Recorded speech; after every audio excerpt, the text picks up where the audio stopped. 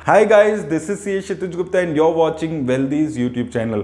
दोस्तों, आज इस वीडियो में हम लोग बात करने वाले हैं एसबीआई स्मॉल कैप फंड के बारे में। तो ये एक स्मॉल कैप कैटेगरी का फंड है। इस वीडियो में हम डिटेल में बात करने वाले हैं इस फंड की इन्वेस्टमेंट स्ट्रेटेजी के बारे में, कैसी इन्वेस्टमेंट स्ट्रेटेजी है, सेक्टर्स, कंपनीज, क्या एलोकेशन यहाँ पर रहती है, कैसी रिटर्न्स इस फंड ने दी है, क्या आपको इस फंड में इन्वेस्ट करना चाहिए या नहीं, इन सभी बातों पर इस वीडियो में हम बात करने वाले हैं। तो आइए दोस्तों, चलते हैं और देख लेते हैं ये वीडियो। तो दोस्तों, जैसे कि मैंने आपको बताया था, ये एक स्मॉल कैप कैटेगरी का फंड है और अगर इसके बेंचमार्क इंडेक्स की बात करें तो BSE 250 स्मॉल कैप इसका बेंचमार्क इंडेक्स है। और जितनी भी ये स्मॉल कैप फंड्स होते हैं, ये मेजरली अपना पैसा टॉप 250 कंपनीज के अलावा जितनी कंपनीज होती हैं उसमें इन्वेस्ट करते हैं, यानी कि छोटी कंपनी में इन्वेस्टमेंट होती है तो रिस्क आपका ज्यादा यहाँ पर रहता है। उसी तरह दोस्तों, अगर आप बात करें इसके लॉन्च डेट की तो काफी पुराना फंड है ये। 2009 में ये फंड शुरू हुआ था, तो काफी पुराना फंड है। और अब अगर आप देखेंगे, काफी लंबे टाइम से ये फंड कंसिस्टेंटली यहाँ पर चलते हुए आ रहा है। उसी तरह अगर हम फंड मैनेजर की बात करें तो मिस्टर आर श्रीनिवासन जी इस फंड के फंड मैनेजर हैं। और अच्छी बात क्या है यहाँ पर, मोस्ट इंपॉर्टेंटली, कि 2013 से सेम फंड मैनेजर इस फंड को हैंडल कर रहे हैं। इसका क्या मतलब हो जाता है? इसका मतलब हो जाता है कि जो इस फंड की स्ट्रेटेजी है, जो इन्वेस्टमेंट स्टाइल है, वो सेम काफी सालों से यहाँ पर चलता हुआ आ रहा है। उसी तरह दोस्तों, बात कर लें इसके फंड साइज की तो 14,000 करोड़ के ऊपर इसका यहाँ पर फंड साइज इस वक्त हो चुका है। तो फंड साइज के हिसाब से थोड़ा यहाँ पर ज्यादा फंड साइज लगता है, क्योंकि एक एसेट अंडर मैनेजर के बाद एक अच्छी स्मॉल कैप कंपनीज को ढूंढकर उसमें इन्वेस्ट करना। अब वहीं दोस्तों, अगर इसकी मार्केट कैप एलोकेशन पे बात करें तो यहाँ पर देखने में एक चीज समझ आती है कि ये फंड थोड़ा रिस्क जो है वो ज्यादा ले रहा है। स्मॉल कैप कंपनीज में 80% पैसा ये फंड लगा रहा है, मिड कैप कंपनीज में 13% पैसा लगा रहा है। तो जो रिस्क है वो कंपैरेटिवली काफी ज्यादा लेकर ये फंड चल रहा है। तो अगर आप इसमें इन्वेस्ट करते हैं तो उस चीज का ख्याल रखिए। साथ में लार्ज कैप कंपनीज में कोई भी पैसा नहीं लगा रहा है, यानी कि पूरा रिस्क लेकर ये फंड चल रहा है। कोई स्टेबिलिटी का ऑप्शन यहाँ पर अपने पास लेकर नहीं चल रहा है ये फंड। अगर एग्जिट लोड की बात करें तो अगर आपने अपना डाला हुआ पैसा 1 साल के अंदर निकाल लिया तो आपको 1% का एग्जिट लोड देना होगा। 1 साल के बाद कोई भी पैसा निकालते हैं तो किसी भी तरह का एग्जिट लोड नहीं देना होगा। उसी तरह दोस्तों, बात करें अगर इसकी रिस्क रेशियोज पे तो सबसे पहले बात आ जाती है स्टैंडर्ड डेविएशन की। स्टैंडर्ड डेविएशन इसकी 23.33 के आसपास चल रही है। किसी भी फंड की स्टैंडर्ड डेविएशन ये बताती है कि एक फंड कितना ज्यादा वॉलेटाइल है रिटर्न्स देने के मामले में, यानी कि सीधा सीधा मतलब इसका हो गया कि यहाँ पर जितनी ज्यादा स्टैंडर्ड डेविएशन दिखेगी उतनी ज्यादा वॉलेटिलिटी होगी, तो फ्लक्चुएशन यहाँ पर रहती है, तो फंड ज्यादा रिस्की हो जाता है। और हमने देखा कि स्मॉल कैप कंपनीज में 80% पैसा लगा रहा है, लार्ज कैप कंपनीज में पैसा नहीं लगा रहा है, तो उसकी वजह से वॉलेटिलिटी ज्यादा देखने को मिलती है।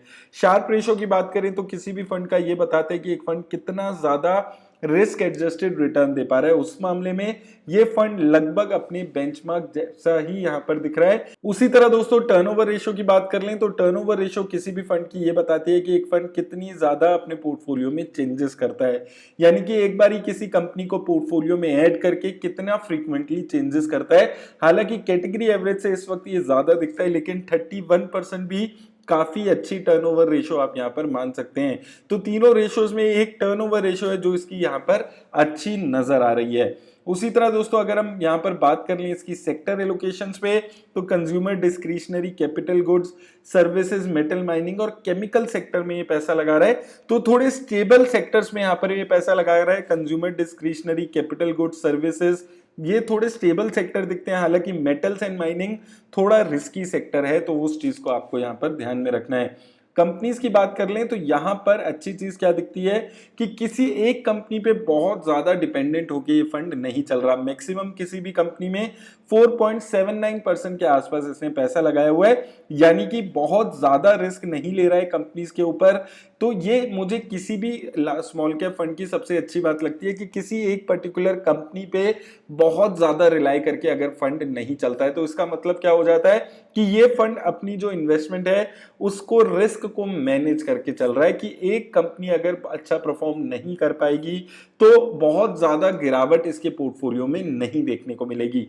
कंपनीज अगर आप देखेंगे Elgi equipments, Vedant fashions, Sheela foam, fine organics, V Guard industries जैसी कंपनीज यहाँ पर देखने को मिलती हैं, जहां पर काफी सारी कंपनीज इसमें एक अच्छी खासी रिटर्न्स आपको एक साल में भी दे चुकी है। रिटर्न्स पे दोस्तों बात कर लें एक बारी, तो यहाँ पर रिटर्न्स आपको काफी अच्छी खासी देखने को मिल जाती है। अगर आपने 10 साल पहले सिर्फ 10,000 रुपए इस फंड में लगाकर छोड़ दिए होते, तो वो 10,000 रुपए इस फंड ने आपके 10 गुना कर दिए हैं। 10,000 बन गए आपके 1,00,000 रुपए। वहीं अगर आपने इस फंड की इंसेप्शन में भी 10,000 रुपए लगाकर छोड़े होते, यानी कि सितंबर 2009 में, तो वो पैसा इस फंड ने आपका 1,18,000 के आसपास बना दिया है। तो लॉन्ग टर्म में अगर आप 10 साल और उससे भी ऊपर के टाइम पे देखेंगे तो फंड ने 20% से ज्यादा की CAGR रिटर्न्स दी है। और आप समझ सकते हैं अगर कोई फंड आपको 20%, 25% के रिटर्न जनरेट करके दे रहा है, तो एक अच्छा खासा रिटर्न्स आप यहाँ पर जनरेट कर पा रहे हैं। 5 सालों में यहाँ पर आप देखेंगे 19% के रिटर्न, 3 सालों में 33% के रिटर्न, 2 साल में 40% के रिटर्न। तो रिटर्न्स के मामले में काफी अच्छी रिटर्न्स ये लगातार दे रहा है। एक साल में भी अगर आप देखेंगे तो 19% की रिटर्न ये फंड इस वक्त जनरेट करते हुए आ रहे हैं। तो लगातार एक कंसिस्टेंट परफॉर्मेंस इस फंड की यहाँ पर नजर आती है।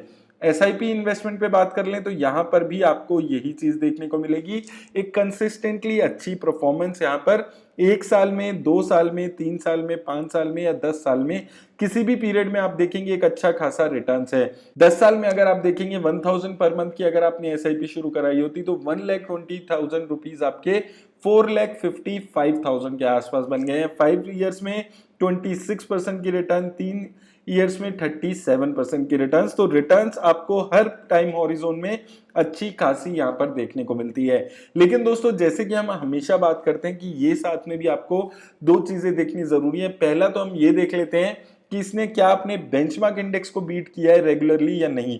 तो बेंचमार्क रिटर्न्स को यहाँ पर कंपेयर करते हैं इस फंड की, और इस फंड के साथ तो यहाँ पर आपको देखने को मिलेगा 6 महीने, 1 साल, 2 साल, 3 साल और 5 साल के पीरियड में ये लगातार अपने बेंचमार्क इंडेक्स को भी बीट करते हुए यहाँ पर आ रहा है। तो एक अच्छा खासा रिटर्न्स ये अपनी दे रहा है, अपने बेंचमार्क इंडेक्स को भी रेगुलर इंटरवल पे यहाँ पर ये बीट करते हुए आ रहा है।